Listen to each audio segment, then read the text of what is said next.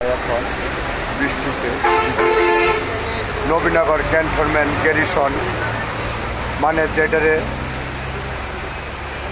নবীনগর যে আগে স্টেশন ছিল সেই জায়গা এখন আবাসিক প্লট ভাড়া দেওয়া হয়েছে এবং ব্যবসা করছে কারা সরকারের যে লোকে যারা ছিল তারাই ব্যবসা বাণিজ্য করে বসে রয়েছে। এইসব হলো এই বিল্ডিংগুলো, এই যে দেখুন ক্যান্টনমেন্টের সব বিল্ডিংগুলো, হ্যাঁ, এটি পাবলিকের কাছ থেকে অ্যাকাউর করে নিছিল। অ্যাকাউর করে নেওয়ার পরে আবার কিভাবে এই জমিন অ্যাকাউর জমিন আবার মালিকানা হইল, বিক্রি করলো, কী কারণে বিক্রি করলো এটা বুঝতেই হইব। রেওয়াজ বদল করতো, ওদিকে যাদের জমিন আছে ওই জমিন দিয়ে এই জমিন দিয়ে দিত, তেলে ভালো হইতো।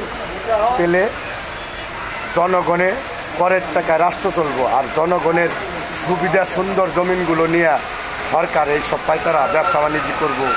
হ্যাঁ, এই ব্যবসার টাকা কি সরকার পাইছে যারা চাকরি করছে দীর্ঘজীবী বল 70-35 লাখ টাকা পাইছে।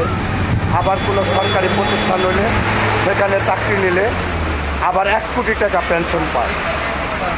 তাহলে এই দেশে যারা লেখাপড়া করতেছে তারা কি করবে? তাদের কি করণীয়? তারা লেখাপড়া করে বাইরে চাকরি নেব, সেই জায়গায় যে জায়গায় কোটায় চাকরি দিব সেই কোটায় আবার সরকারি লোক রিটায়ার করে আবার ফিরা চাকরি নিতেছে। কেন এই দেশটা এরম হলো? এটার নাম গণতন্ত্র। গণতন্ত্র দেশে তো এরম হওয়ার কথা না। এক ফ্যামিলিতে যদি সরকারি চাকরি পায় ওই ফ্যামিলিতে আর কোনো সরকারি চাকরি পাইব না। বাংলাদেশের প্রতিটা ঘরে প্রতিটা মায়ের সন্তান একটা করে সরকারি চাকরি দিতে হবে। তার নাম হলো গণতন্ত্র। বাংলাদেশ দীর্ঘ